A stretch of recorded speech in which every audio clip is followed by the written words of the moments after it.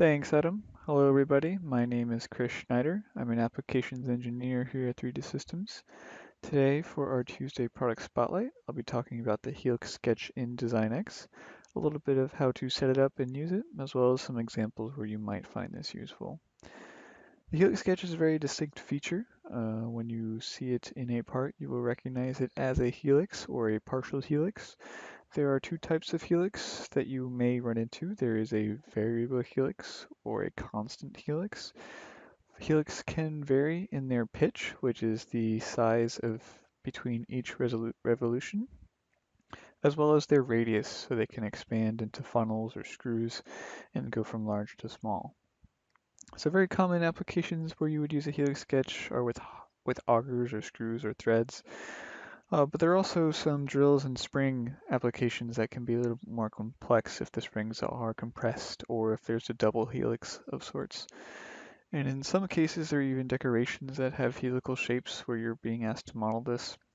The helix sketch can be used to make your life a little bit easier to describe more free-flowing geometry as a helical shape rather than just an arc or a line.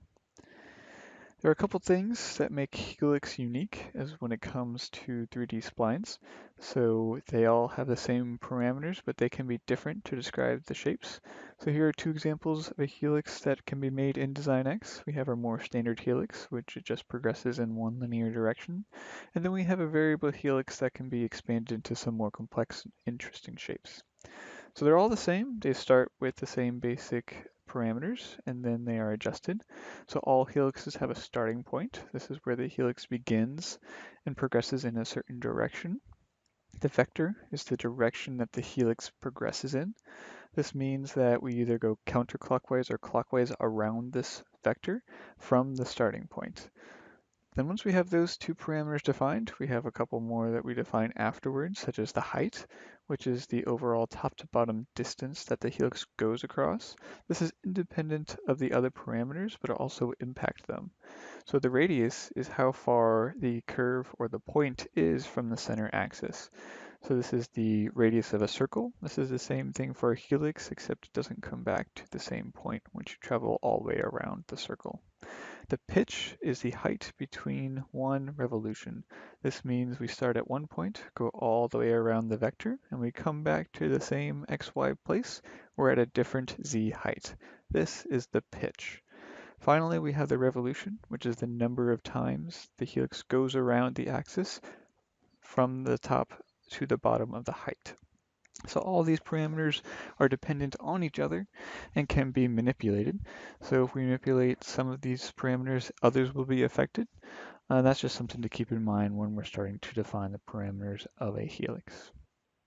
So we're going to jump right into the software. We're going to talk about this little cap here today.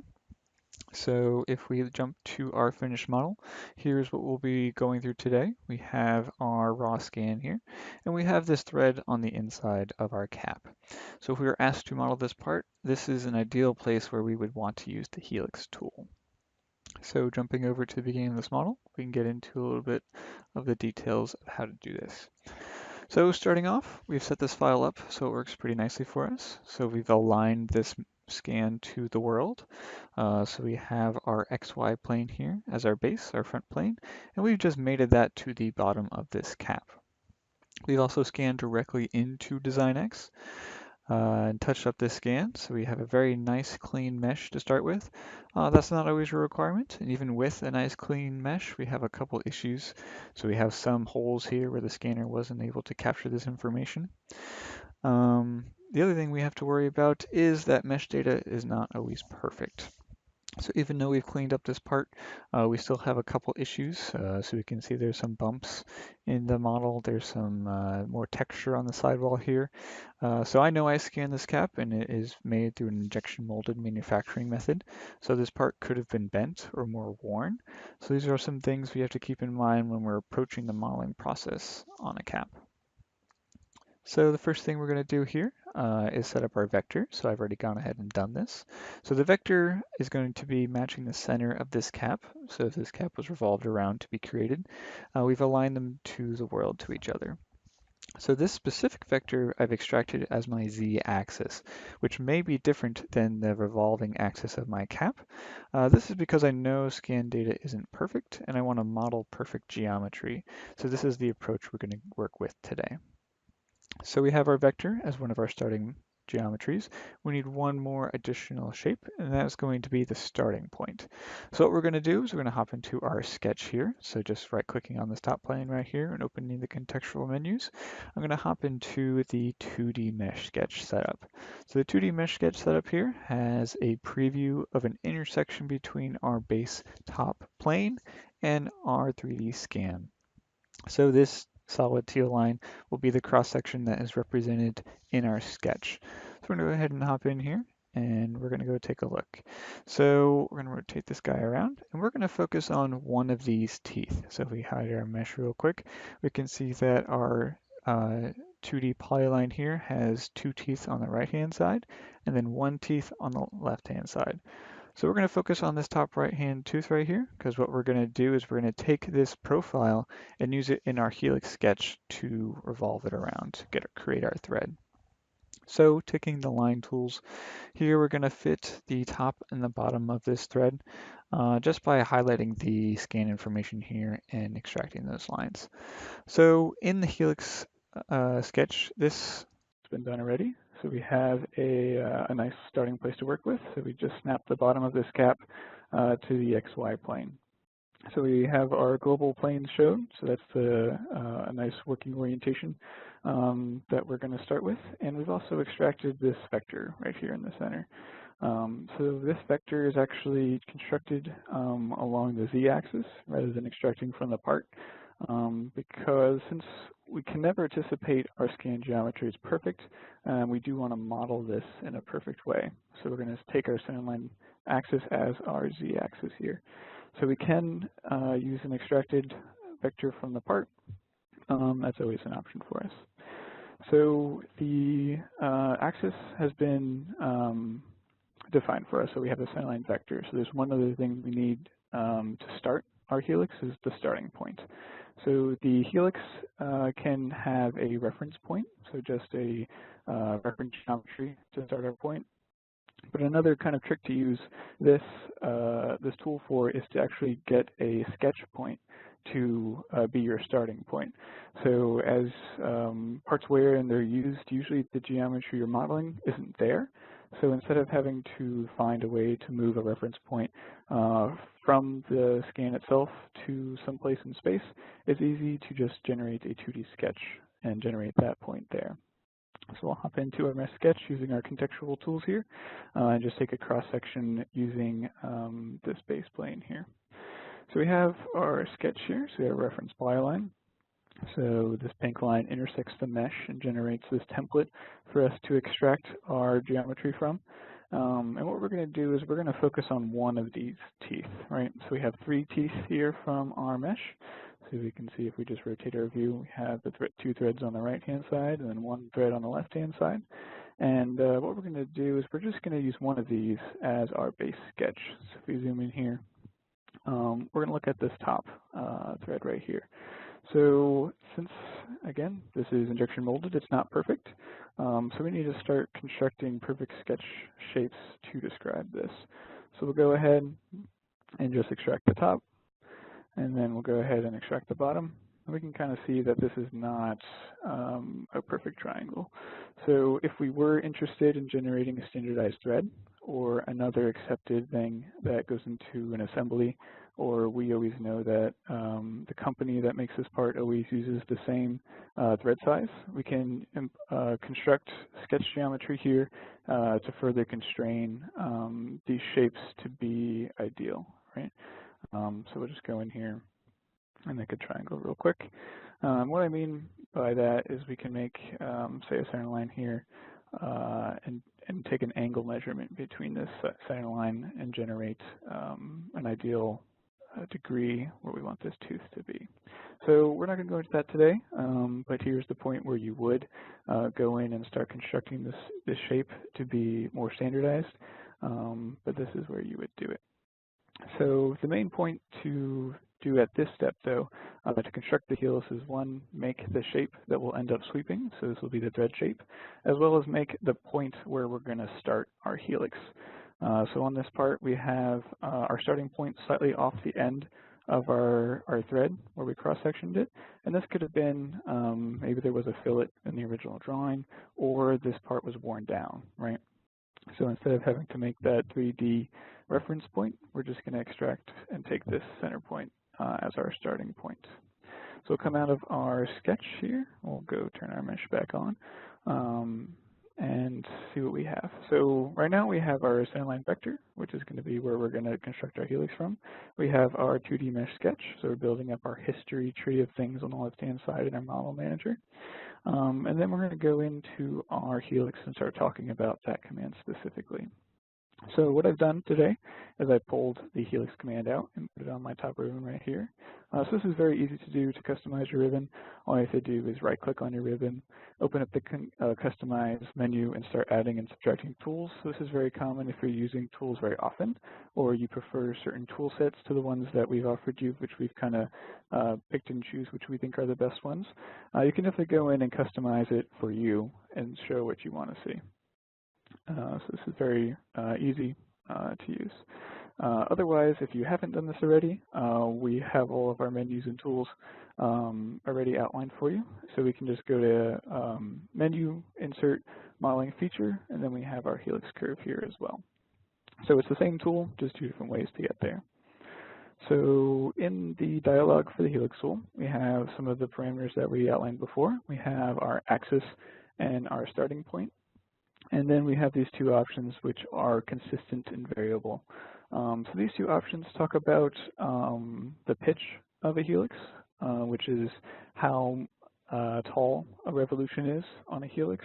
And when we encounter more complex geometry or screws or things that change over the distance, we can use a variable fillet to model those changes in pitch. But for this example, we're going to walk through the constant fillet. And then in the follow-up material, there'll be an example of a variable fillet.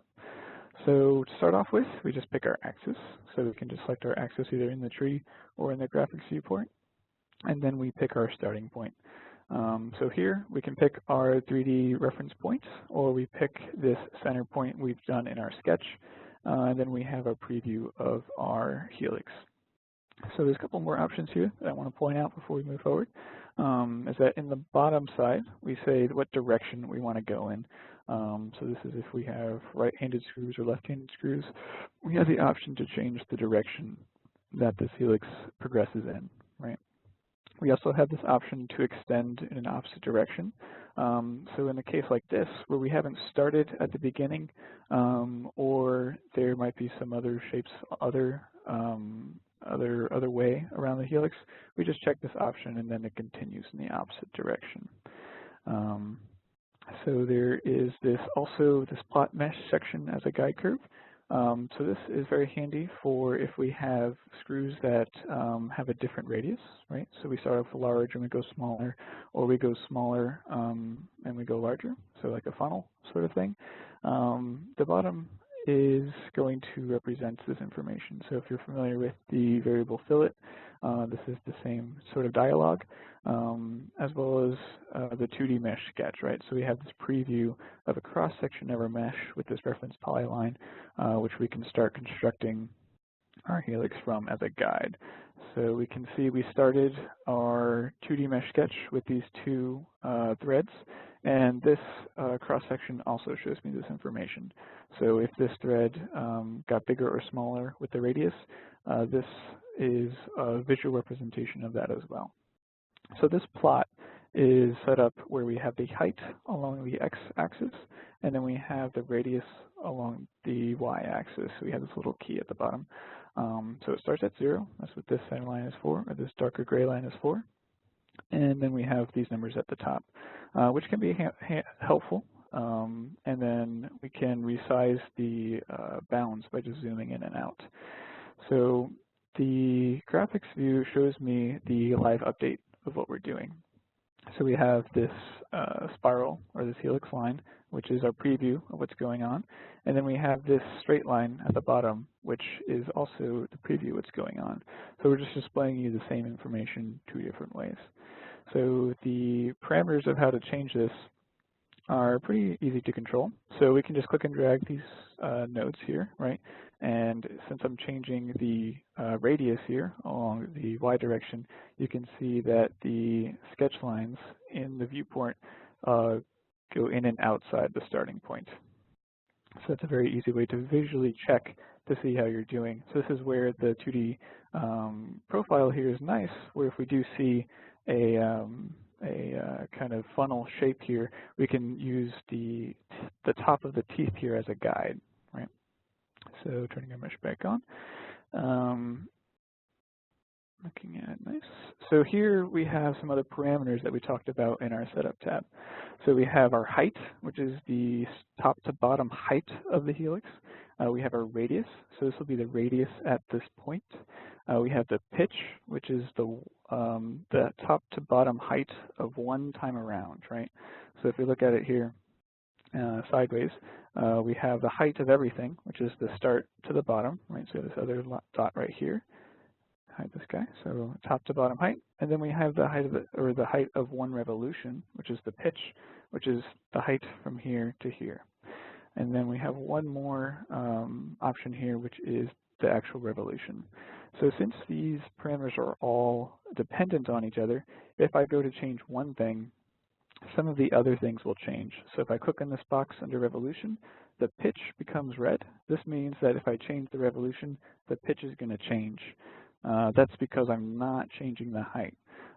So all of these are dependent on each other, and the red highlight is your visual indicator of what is going to change and depend on what you're moving around. So there's a couple ways to actually generate and extract this, this helix shape with the anticipation that the part might not be perfect. So first you have the 2D sketch, which is the pink polyline here. And then you also can just click and manipulate these numbers themselves. So from looking at this part, I know that maybe I need a little bit more height along here, so that's just extending this line out. And I know that the pitch is going to be a little bit bigger as well, so we can just go in and pick a number here.